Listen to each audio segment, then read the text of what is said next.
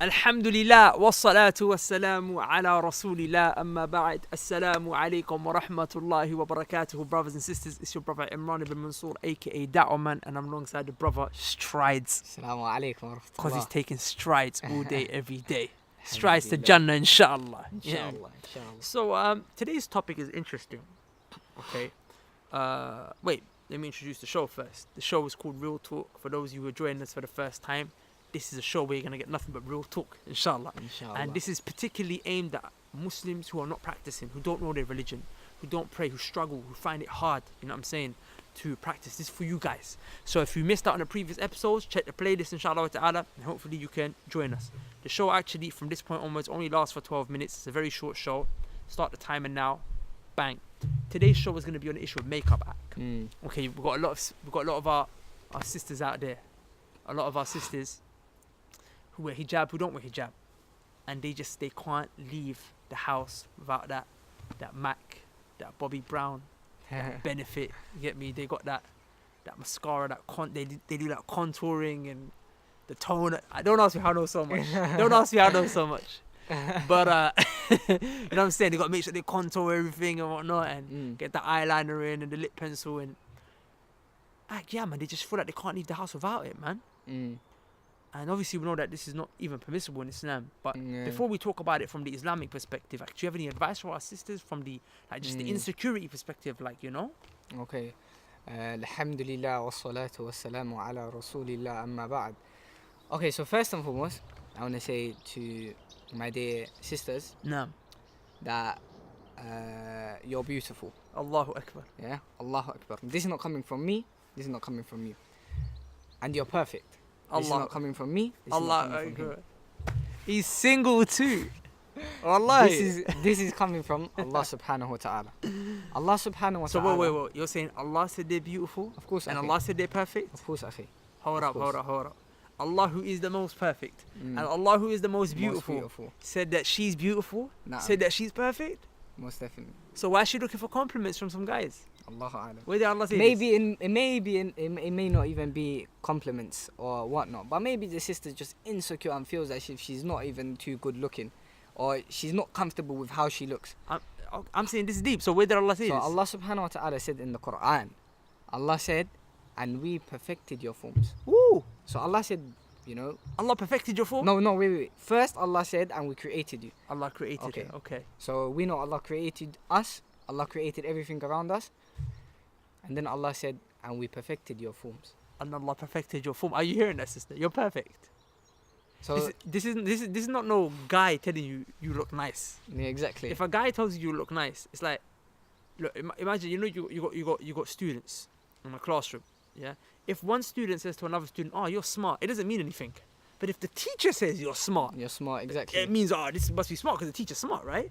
So I'm saying this is a human being tells you who's just like you, says, "Oh, you look hot, you look nice, look a painting." What are you saying, babes? You look nice. If he said that to you, it shouldn't mean much.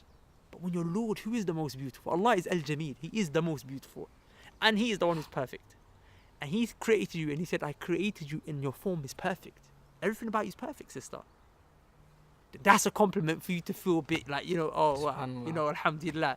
That's a compliment for you to get a bit like, yeah, Allah just called me beautiful. Yeah, exactly. Alhamdulillah. Exactly, man. Because you know what it is? A lot of the times, and you know, Ustad would always mention this to us as well, yeah?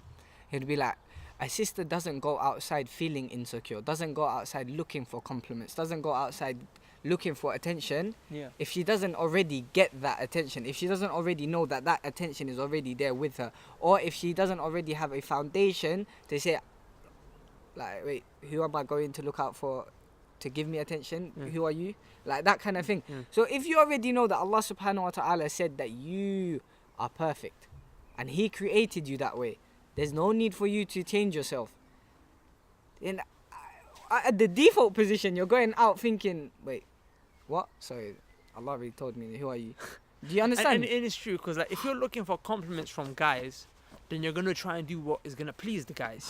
Yeah? You're going to put the makeup in a way where you know you're going to get, you know, compliments, yeah. attention. You're gonna dress in a way that shows off your body because that's what you're looking for. Mm. But if you know that Allah is the one who already praised you and you're trying to seek pleasure from Allah, then when you go out, you're gonna go out dressed in a way to please Allah. Please Allah, You see, exactly. because if you're looking for compliments from the guy, you're gonna dress in a way that pleases the guy. If you're looking for compliments from Allah, if you're looking for Allah to compliment you and praise you in front of His angels, then you're gonna go out dressed in a way that knowing that Allah is gonna be pleased with me. Exactly. So you're gonna dress up in the jilbab, make sure you ain't got no makeup on, make sure you dress modest, all that beauty is covered, you know what I'm saying, not exposed to the world, not so any man can just look at you and let his perverted, rusty, dirty, crusty eyes just look at you up and down. No, Exactly. this is something that's hidden, it's private, it's a secret between you and Allah. Your creator knows He made you perfect, Most and the definitely. only one that you open up to that secret is your husband, your loved one, you know what I'm saying, your family Mm. members who get to see you.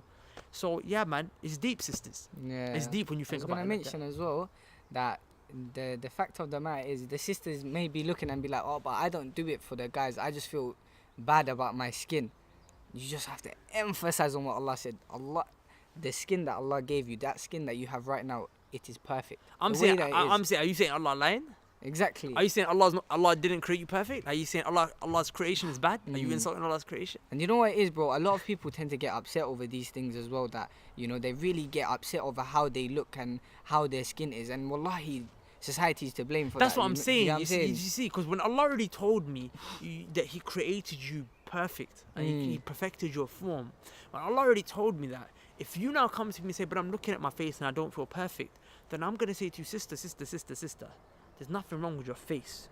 What's wrong is your perception. Exactly. You need to change your perception. Your perception has been manipulated by society.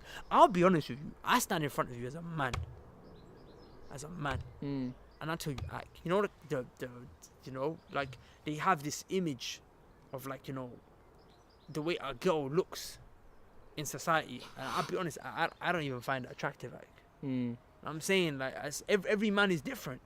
I'm saying what I might find attractive is different to what you might find attractive. Mm. You know what I'm saying? So I'm saying you can't label it as any one thing.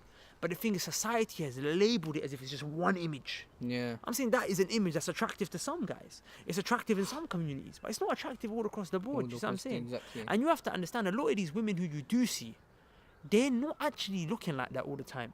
Like I'm saying, you know, Beyonce, she had her ribs from the bottom removed. Do you know this? Beyonce had her ribs from the bottom removed. Why? To make her stomach suck in even more. I'm saying she doesn't, no human being looks like that. But you had your ribs removed from the bottom so your stomach sucks in more. Subhanallah. So it looks more smooth. Do you see where I'm coming from? Yeah. I'm saying you don't look like that.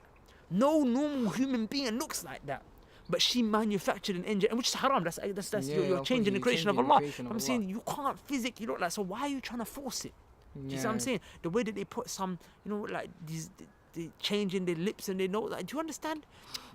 You know, I remember one time I went to, you know, in Jahiliyyah, I went to a photo shoot, so I had to go to a studio. Okay, this is in Jahiliyyah. You know, we don't look at women or anything like that. But I was at this photo shoot, and I remember that the person who was in the photo shoot was editing, and he had a picture of a model's face, and the guy was editing it, and he showed me the original of what she looked like. I was like, "A'udhu billah, a'udhu billah, a'udhu billah, it's a jinn." Like, she looked finished. I'm saying to me, like, I'm not saying I'm saying to me, from my perspective, I didn't find it attractive at all. But I'm saying that's Photoshop and the way they change the face. Before they put her on camera, before they put her on your poster or the TV screen, she's gone through like a transform. No human being looks like that. So you're trying to aspire to be what cannot be. I'm saying honestly, like, you know, people always talk. Let's be real, me. When I put up videos on Snapchat, people tell me, "Oh, look, you got so much noor on your face." Yeah. I'm saying that's a filter, bro. That's a film. I don't look like that. So That's a many people filter. come and tell me that. They're like, Akhi, every day I see you, you got more door. I said, that's just a light. No, bro." no, it's the light thing, it's the filter. You see me in person, I look normal to you. You see what I'm saying? So no human being looks like that. Exactly. Alright, so bro, that's probably the advice that I would give. Now, what does Islam have to say about sisters actually wearing makeup outside in the first place? Like, Islam's very strict on this, man. Mm. It's very strict on this because you see, Islam wants to, anything that will harm the woman's honor, Islam wants to put an end to it. Mm. And one of the things that harms the woman's honor is for her to be on display for other men to see her. It was very honorable, noble for a woman to, you know, not be like the more hidden a woman is, the better it is for her. Like imagine the Sahabiyat, the female companions used to want to pray behind the Prophet in his masjid. And although he said you can't stop a woman from coming to pray to the masjid, he still told them, for you to pray inside of that chamber in your bedroom is better than you praying outside of it. And then for you to pray inside your living room is better than to pray outside the house. But to show you what is best, not the living room, not the bedroom, but the little chamber, the little corner that the woman has in her bedroom. Because that's the most hidden she is. And he said all of that is better than praying in the masjid of the Prophet, behind the Prophet. So the more hidden the woman is, the better, the more noble, the more honorable it is for her. Do you see what I'm saying? Like, it's not good for a woman to just every man to know her name, for every man to see her and what, like, you know what I'm saying? That's not praise. That's praiseworthy for society. A guy will take his wife and make sure she's on display, every man can see her. That guy's a finished guy. I'm saying that guy is what you call the youth. I don't know how to translate that in English. Someone just doesn't have a protective jealousy over his wife. He would just let any man look at his wife. He's like, come on, that's disgusting, bro. You see what I'm saying? So a woman is honourable, noble. You know what I'm saying? No, not every man can see. I'm saying, she's a queen. SubhanAllah. Big man thing, you go to the Queen of England and you touch her. Do you know that's illegal? Do you know that's illegal? To physically touch the Queen of England is illegal. I'm saying, they won't let you touch her. I'm saying every Muslim woman is a queen then. Because you can't touch no Muslim woman. You can't go put your hands on none of our sisters. Exactly. You see what I'm saying? So you're all queens. Allah gave you that status that the Queen of England has. And He's saying you didn't even need to be from no royalty. But you just have Iman inside you. You see what I'm saying? You have belief. So I'm saying based on that, anything that will cause you to be touched or to be looked at, Islam wants to put an end to it. So that's why Allah tells the men lower your gaze, told the women lower your gaze, tells them men and women can't be together. Because a man might end up touching, he might see something, he likes to touch her. You see what I'm saying? And that's why Allah subhanahu wa ta'ala, He told the men to lower your gaze. Because you don't touch something that you don't look at. Allah told the Prophet ﷺ said men and women can't sit next to each other alone. Because what shaitan is the one who's the third. Because shaitan's going to make you touch now. And you have to be close to something to touch it. And also at the same time, one of the things that's going to entice a man to come and spit his game and his bars and whatnot, to entice you is what? The way that you look. The way that you look, if it looks alluring to him, he's gonna go out of his way. He's gonna want to come onto you. You know what I'm saying? So if there's nothing for him to see, it's gonna save you the trouble of having a guy who's gonna come to you. He's gonna take you out, take your virginity, break your heart, use you, abuse you. Then you got a man to spread news. Oh yeah, this is what she's like in bed. Do you see what I'm saying? Take pictures of you and whatnot, and so on and so forth. And that's why the Sharia is very strict. A woman cannot go outside with makeup on, in front of her husband and her family, who is mahram for her. Not just your cousins that no, your mahram, like your brother and whatnot, your dad and whatnot, you know what I'm saying? Your son. You can, in front of them, you can be comfortable, inshallah ta'ala. You see what I'm saying? But you can't on the street. And how strict it is, let me tell you a hadith, how scary it is. The Prophet ﷺ said, if a woman, she goes out in the street and she's wearing perfume, and for the men to smell the perfume, and if the men smell the perfume and they're being enticed by it, the Prophet said she's a fornicatress. SubhanAllah. Basically, she's the fornicatress, like a junj. You know, someone who's having sex with men outside of marriage. Why? Because she's wearing perfume. Now, that doesn't mean that she's actually doing zina, but this is one of the things that leads to fornication. Like, you know, when a woman's wearing a nice perfume, you look. She's walked by, but you're still smelling that. You're looking at her. You see what I'm saying? So I'm saying, if a woman is being called a fornicatress because she wears perfume, because the perfume entices a man, then what entices a man more, perfume or makeup? Makeup is even more now, you know what I'm saying? Because the makeup will make a sister who to you doesn't even look attractive. Not that she's not attractive, she might be attracted to someone else because Allah created her perfect. But to you she's not attractive, but because she's got that makeup on, you're like, Allahu Akbar. I'm saying it will make you like go after her even more. It will magnify her beauty for you. It will make you believe something that's not there, to the point where it will make a man go after her. And I'm saying, if she's a fornicatress for the perfume, then imagine for the makeup. It's even worse now. Do you see what I'm saying? So sisters, stay away from that. I'm saying you got a Lord who loves you, who created you, made you perfect, and at the end of the day, the religion wants to look out for you. Yeah, exactly. Allah doesn't want you to get harmed. He doesn't want you to get played by a man. He doesn't want you to get impregnated by a man. He doesn't want you to lose your virginity, for there to be a man to talk about your business. Do you see what I'm saying? He doesn't want you to get heartbroken. Allah wants to protect you. Do you see what I'm saying? So, you know. I think that was, a brief, short discussion on that topic. We could have gone in. There was so many things we could have mentioned, but brothers and sisters, be happy with the way you are. Allah created you perfect. Be happy with that. Take that on board and, thrive off that. So that was that episode, brothers and sisters. We hope that you benefited. And until the next show, Assalamu alaikum wa Assalamu rahmatullah. alaikum wa rahmatullah.